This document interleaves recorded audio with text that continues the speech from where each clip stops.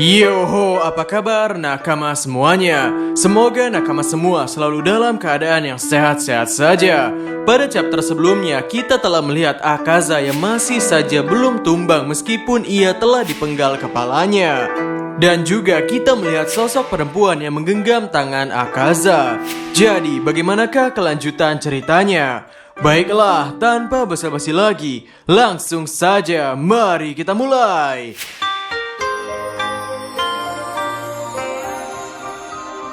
Pada Kimetsu chapter 154 berjudul Ombak Besar Nostalgia. Pada cover chapter kita melihat sosok laki-laki yang sebelumnya memegang pundak Akaza dan sosok perempuan yang memegang tangan Akaza. Pada awal chapter, terlihat Giyu yang berada di hadapan Akaza sudah mulai merasa kelelahan. Telinga kirinya sudah tidak bisa mendengar, tangan kanannya pun mati rasa. Menurut Giyu, jika manusia biasa memakai kekuatan penuh, mereka hanya akan bertahan selama 10 detik sebelum mulai kehabisan oksigen. Tubuh Giyu terasa berat, seakan terasa dipasang rantai karena otot sudah letih. Namun hal itu tidak berlaku pada iblis. Giyu di sini juga bertekad untuk tidak membiarkan teman dan keluarganya mati di depannya lagi. Dan ia juga akan melindungi Tanjiro sama seperti yang Tanjiro lakukan kepadanya. Di sisi lain, Akaza meminta wanita itu untuk melepaskan tangannya dan bertanya siapa wanita itu. Ketika Akaza mengatakan ia harus bertambah kuat dan akan bunuh siapapun yang menghalangi, wanita itu berkata, "Sudah hentikan. Kenapa? Kenapa kau harus bertambah kuat?" Dan Akaza pun menjawabnya, "Karena jika tidak aku takkan bisa membawanya kembali." Obat-obatan untuk ayah. Tergambarkan di sana sosok ayah Akaza. Lalu diceritakanlah masa lalu Akaza. Ia berkata, "Jika aku tidak bisa bertambah kuat, aku tidak akan bisa membawa lari dompet yang aku curi. Jika aku tidak bertambah kuat, aku tidak akan bisa mengalahkan orang yang datang untuk balas dendam. Jika aku tidak bertambah kuat, aku akan dibawa ke pengadilan dan dipukuli." Lalu terlihat Akaza berada di pengadilan. Akaza diberi tato sebagai tanda pecopet. Lalu diumumkan pengadilan akan memotong tangannya. Di sana Akaza pun merespon, "Silakan potong. Kalaupun kau potong, aku masih punya kaki. Akan aku gunakan itu untuk mencopet. Dan selanjutnya kau tidak akan bisa menangkapku." Sang hakim berkata satu demi satu kejahatan dilakukan pada 11 tahun. Bahkan orang yang berbadan besar pun akan mati rasa setelah menerima ratusan cambukan. "Dasar kau anak iblis." Akaza lanjut bercerita, "Selalu dikatai begitu. Benar, aku memang anak iblis. Aku punya taring sejak dilahirkan." Lalu ketika Akaza pulang dari pengadilan, Akaza mendapat kabar bahwa ayah Akaza mengantung diri karena ia mendengar bahwa Akaza tertangkap lagi. Lalu ia mendapatkan surat peninggalan ayahnya. Di sana tertulis untuk Hakuji, "Hiduplah dengan jujur, kau masih bisa membuka lembaran baru. Aku tidak ingin hidup dengan hasil curian. Maaf membuatmu kesusahan." Di titik ini Akaza merasa hancur. Ia mempertanyakan bagaimana caranya bisa hidup damai sebagai orang miskin. Dunia harusnya langsung hancur begitu saja. Lalu sambil mengamuk di jalan berkelahi dengan orang-orang yang ada di sana, Akaza berpikiran, "Kenapa kami hidup seperti kotoran? Kenapa ayahku harus mati? Bagiku dia bukan beban. Untuk apa dia meminta maaf? Ayahku tidak punya salah. Aku tidak merasa sakit saat dihukum. Mereka mungkin mencabuk dan mematahkan tulangku, tapi aku bisa menahan semuanya demi ayah." Bahkan untuk ratusan tahun, Akaza hanya ingin menyembuhkan ayahnya dan membuat ayahnya menjadi lebih baik. Namun Akaza bertanya, "Kenapa kau bunuh diri?" "Aku siap mati untukmu, ayah, untuk dirimu." Lalu ketika Akaza mengalahkan orang-orang yang ada di sana, tiba-tiba ada seseorang yang bertepuk tangan. Orang itu berkata, "Aku dipanggil kemari karena ada beberapa anak yang terbunuh. Dan kulihat ada 7 orang dewasa yang dikalahkan dengan tangan kosong." Dengan senyuman di wajahnya, pria itu berkata lagi, "Kau punya otot yang bagus. Bisa menang melawan orang dewasa tanpa senjata, pasti rasanya hebat." Akaza pada masa sekarang bertanya-tanya, siapakah dia? apakah yang sedang ia lihat adalah ingatannya. Orang dewasa itu menawarkan Akaza untuk datang ke dojonya karena ia tidak punya murid. Pria itu melihat tato di tubuh Akaza yang menandakan bahwa Akaza adalah seorang kriminal dan dibuang dari Edo. Dan ketika Akaza akan menyerang pria itu, Akaza harus menerima banyak sekali pukulan yang membuat dirinya bonyok. Setelah itu Akaza ikut ke dojo milik pria itu. Dan ternyata pria itu bernama Keizo. Ia menjalankan dojo seni bela diri dengan tangan kosong yang disebut dengan Soryu. Pria ini tidak punya murid sama sekali. Dan diketahui Keizo mencari uang dengan melakukan pekerjaan tukang. Lalu pria ini berniat menitipkan putrinya yang sedang sakit kepada Akaza selagi pria ini akan berangkat kerja. Namun Akaza bertanya, "Kau tidak keberatan meninggalkan putri semata wayangmu dengan seorang kriminal?" Lalu Keizo berkata, "Ya pria kriminal, aku mengalahkanmu beberapa jam yang lalu, jadi tidak ada masalah." Akaza merasa bahwa pria ini mirip dengan Tanjiro. Akaza sadar bahwa ia tidak menyukai Tanjiro, yaitu karena Tanjiro mengingatkannya pada masa lalu yang lemah dan membosankan, masa lalu yang tidak berarti. Sebelum ia menyelesaikan perkataannya, Akaza teringat ketika pertama kali bertemu dengan putri itu. Ayah putri itu juga meminta kepada putrinya untuk membuat Akaza mengatakan namanya, karena Akaza tidak memperkenalkan diri. Lalu ketika melihat wajah Akaza yang penuh luka, putri itu menanyakan apakah Akaza baik-baik saja. Lalu chapter ini ditutup dengan Akaza yang teringat niatannya, yaitu "Aku akan menyembuhkanmu, melindungimu, hidupku tak ada nilainya, hanya dipenuhi oleh janji-janji kosong." Chapter 154 selesai sampai di sini. Kemudian pada chapter 155 berjudul Koma Inu yang tidak berguna. Pada cover chapter terlihat ayah Akaza yang sakit. Akaza bertanya-tanya, kenapa orang yang sakit itu selalu meminta maaf? Maaf karena menyita waktumu. Aku minta maaf karena sudah banyak bersuara bersin. Aku minta maaf tidak bisa mengeluarkan semua kemampuan terbaikku.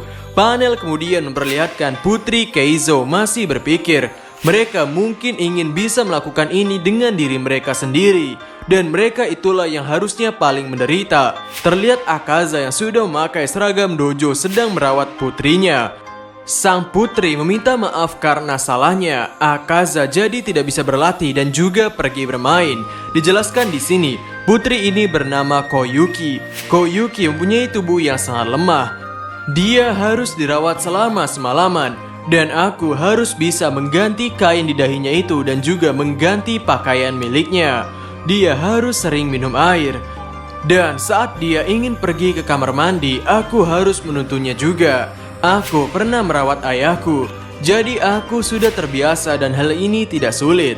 Akaza berkata kepada sang putri bahwa ia tidak pernah berpikir ia ingin bermain-main di sekitar sini. Ketika ia punya waktu luang, waktu itu akan Akaza isi dengan berlatih. Jadi Akaza meminta putri untuk tidak mengkhawatirkannya.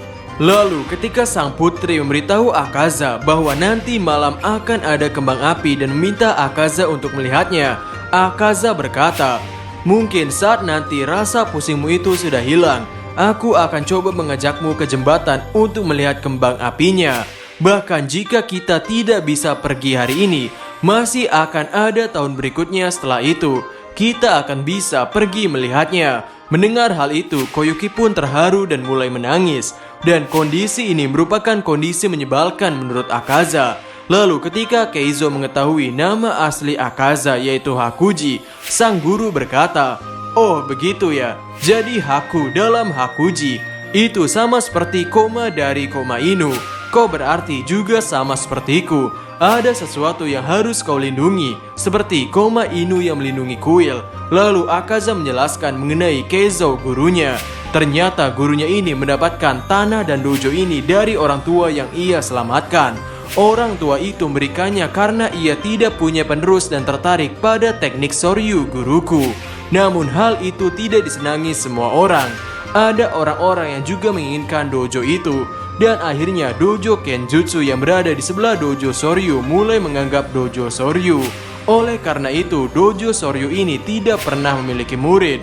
Namun Akaza merasa berlatih di dojo itu dan merawat Koyuki bisa mengobati hatinya. Dan setelah 3 tahun berlalu, pada saat Akaza berumur 18 tahun dan Koyuki sudah berumur 16 tahun, Koyuki mulai berhenti dari aktivitas berbaringnya dan mulai mencoba hidup dengan normal. Lalu ketika Akaza dipanggil oleh Keizo, ia ditawarkan untuk mengambil alih dojo milik Keizo dan Koyuki juga akan dititipi padanya. Akaza pun hanya bisa terbengong melihat wajah Koyuki yang juga mulai memerah. Akaza berpikir, aku ini punya tato seorang kriminal. Aku tidak menyangka akan punya masa depan. Terlebih lagi sebuah masa depan di mana seseorang yang mencintai diriku. Mungkin apa yang dikatakan oleh ayahku itu benar. Di saat itu aku ingin melindungi 2 orang. Bahkan jika itu harus mengorbankan nyawa milikku, tidak pernah terbayangkan seumur hidupku akan mendapatkan hal seperti ini. Kemudian aku pergi mengunjungi makam ayahku untuk memberitahunya mengenai acara pernikahanku. Dan ketika aku kembali ke dojo sebelum matahari itu terbit, sebelum aku mendengar kabar, aku merasakan diafragmaku ini kejang-kejang. Perasaan buruk itu membuatku merinding. Akaza mendengar kabar bahwa seseorang telah meracuni sumurnya. Semua itu karena orang-orang itu tidak bisa mengalahkanmu atau Keizo-san dalam pertarungan. Ini mengerikan. Bahkan Koyuki-chan juga ikut terbunuh. Di saat orang-orang yang aku ingin pedulikan itu dalam keadaan kritis, aku tak pernah ada di sana. Lalu Akaza teringat ketika ia melihat kembang api bersama Koyuki. Di sana Akaza bertanya, "Apa kau yakin denganku?" Lalu Koyuki menjelaskan betapa senangnya ia ketika ia mendengar bahwa Akaza akan mengajaknya untuk melihat kembang api bersamanya di tahun-tahun berikutnya. Bahkan ibuku sampai bunuh diri karena tidak ingin melihat aku mati. Lalu Koyuki melanjutkan, "Tapi kau bisa melihat masa depanku, Hakuji-san, dan itu terlihat sangat natural. Kau bilang akan ada tahun berikutnya, itu saja pun sudah cukup membuatku bahagia. Kau itu hebat sekali, Hakuji-san. Akankah kau nanti menjadi suamiku?" Dan Akaza berkata, "Iya, aku akan menjadi lebih kuat dari siapapun dan juga melindungi dirimu seumur hidupku." Namun Akaza berpikir, pada akhirnya tidak ada apapun, tapi hanya kata-kata saja. Aku bahkan tidak bisa berbuat apapun untuk dirimu.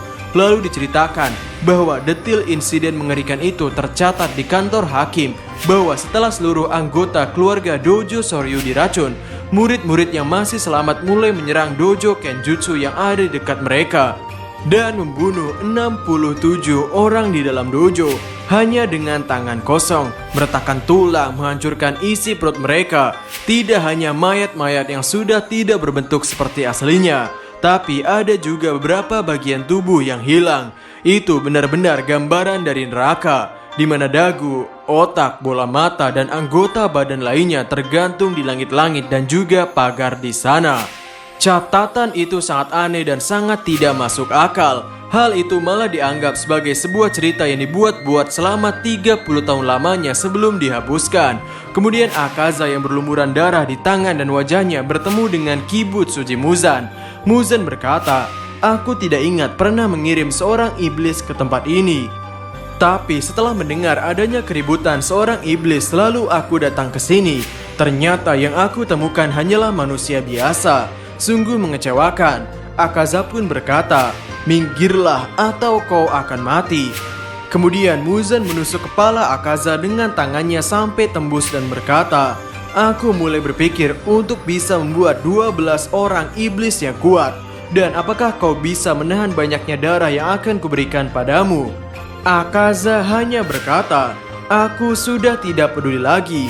Setelah Akaza menjadi iblis, ia kehilangan ingatannya. Namun ia menginginkan kekuatan lagi dan lagi. Meski tidak ada satu orang pun yang ingin aku lindungi. Aku tidak ingin hidup di dunia yang mana aku sudah kehilangan keluargaku. Selama ratusan tahun, aku tetap saja melakukan pembunuhan yang sia-sia lagi dan lagi. Tapi tetap saja, pada akhirnya ini semua menyedihkan, sungguh menggelikan. Cerita yang tak menarik sama sekali. Chapter 155 selesai sampai di sini. Hoho, masa lalu Akaza yang sangat memilukan.